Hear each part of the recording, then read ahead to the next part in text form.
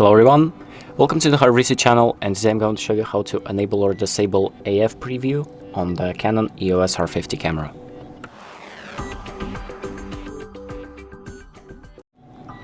So the first thing that we're going to do is open up the settings by pressing the menu button, and then we're going to go to the AF section and then subsection number 1 by using these 4 buttons to navigate through the menus.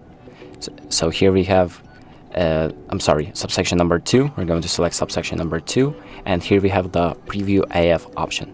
So we can select that by pressing the set button, and here you can either enable or disable this option. And once you're done, you can just exit out the menu and the settings will be automatically saved. So that's about it. Thank you for watching. I hope this video helps, and make sure to like and subscribe.